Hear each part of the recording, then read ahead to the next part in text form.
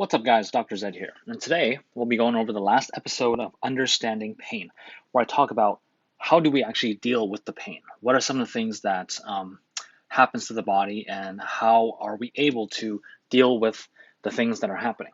So, arguably, this will probably be the most important video out of all the videos that we've been through. I think we've been through a total of six. This is the sixth one. And if you're going to watch at least one of the six videos, be sure to watch this one. However, if you do watch the other five videos, it'll make this video that much easier to understand. If you haven't yet subscribed yet, be sure to click subscribe and turn on notifications, because after this mini series here, I plan on actually doing basically low back pain and neck pain. What are some of the different types of low back pain and neck pain, and how can we actually deal with those? And yeah, so without further ado, let's get started. So as usual, as always, I just like to recap what we talked about in the last video, which was how does the body and the nervous system react to the sensation of pain that it's feeling. So again, pain is where we're starting with. After the nociception has gone to the brain's processed that pain, and then the pain's going back to the target tissue, and we feel where the pain is, right? So from that, we get protection, because that's a natural response. We want to protect whatever's hurting so that it doesn't get hurt anymore. So that's the first thing that happens. The second thing that happened, if we remember from the last video, is that the nervous system can kind of change based on the inputs that it's receiving. So you can either get increased or decreased perception from your nervous system. You can either feel more pain or just more sensation overall, something that we call the either hyperalgesia or a hyperesthesia, or we can actually get decreased perception from our nervous system, either decreased pain or just decreased sensation, something that we call hypoesthesia or hypoalgesia. So, and actually just based on how the nervous system reacts and how we understand what's going on, that can actually change the outcome of the pain and whatever's going on greatly. And that's actually what we're going to be talking about today, which is the prognosis or the outcome. So, some of the things I really want to talk about today is the outcome of whatever is going on basically depends on how well you understand the pain and how is your body kind of reacting to it. So, I say here, pain outcome depends on pain education. So, I used the example, I think it was either last video or two videos ago, of a boxer punching a punching bag. So in the very beginning, it probably hurts quite a bit just to punch the bag. However, give it a couple weeks, a couple months, his body is now used to that sensation. So first of all, he knows in his brain that when he punches the bag, even though it might hurt a little bit, there's no real severe tissue damage going on. He's not tearing anything.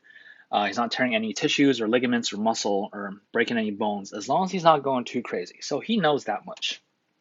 Secondly, since the tissue, like his knuckles and his fists, are constantly, they're basically constantly getting hit, the nerve receptors, they're kind of, they get numb.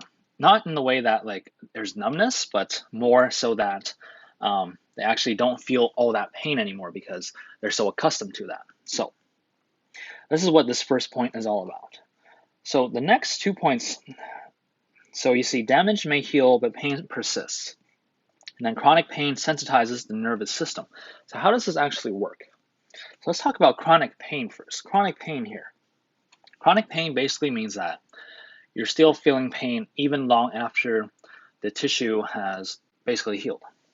So the body always tends to, basically, if there's something that the body is perceiving for a long period of time, it will begin to think that that is the norm. So if, say for example, you had a pretty bad injury and your body's accustomed to feeling that pain, right? So even after that injury kind of healed up, you're still going to feel that pain because your body was so used to it. And that is how we get chronic pain. So then that brings us back to this point right here. Damage may heal, but pain persists. Same thing. Because you're so accustomed to feeling that pain, your nervous system has kind of basically lowered its pain threshold so that it takes less to actually cause the pain. You're constantly going to be in pain. If you remember the term allodynia, which I use as an example, basically brushing the back of your hand causes pain. That's basically it. It's like something that normally does not cause pain now will cause pain. It's because the nervous system is so sensitized. So basically, that's what these 2 points are. And this last point, pain does not equal damage all the time. Now, of course, in the very beginning of an injury, you injured your tissues, you're going to feel pain. That's normal, right? So, but as we talked about in these past 2 points right here, just because you're feeling pain doesn't mean there's still something going on. Your body may have healed the tissues already, but the nervous system is still sensitized, and that's what needs to kind of relax and take time. Like with time, your nervous system will kind of desensitize itself because it'll start to realize that, oh, there's actually no real tissue damage. It's just residual pain. And then I don't have to keep being so sensitized. It will desensitize itself with time. So pain does not equal damage all the time. It does equal damage in the beginning, but later on, that's not necessarily true. So what is the main take-home message from this video here? Basically, I want you to understand that if you're feeling pain, it's real. You probably have had people tell you that, oh, the pain that you're feeling is not real. You're making it up. Or it shouldn't hurt as much as it is. And to that is completely wrong because the pain that you're feeling is completely real. There's no doubt about that. Pain is real. It is, if you're feeling it, it's there. However, just because you are feeling the pain, just because something hurts, does not necessarily mean that there is something wrong with what's hurting. These are two completely different points that I need you to understand. Pain is real. Don't let anyone tell you that pain is not real.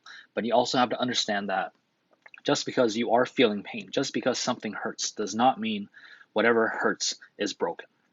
Because the nervous system, like I said, the nervous system is probably sensitized after this long period of just pain and suffering that even when the tissues have healed itself, the nervous system is still on high patrol. They're still sensitized. And you just have to take the time for the nervous system to kind of understand that there's actually nothing going wrong anymore. And it's just with time, it'll kind of desensitize itself. So I hope you guys understood all that. And I hope you guys actually enjoyed all these videos. And I know it can be a little boring at times, but thank you for bearing with me. Everything that I talked about in the previous 5 videos basically kind of led me to here, because without what we talked about in the previous videos, it would be very hard to prove my point in this video. So again, I would like to thank everyone that kind of stuck with me through all 6 videos. And as I said earlier, now that I basically explained the basic principles of pain, I will start going into more specifics.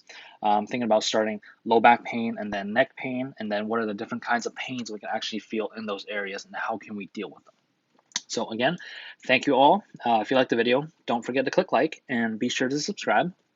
And yeah, stay happy, stay healthy, and stay alive. We'll see you next time, guys. Take care.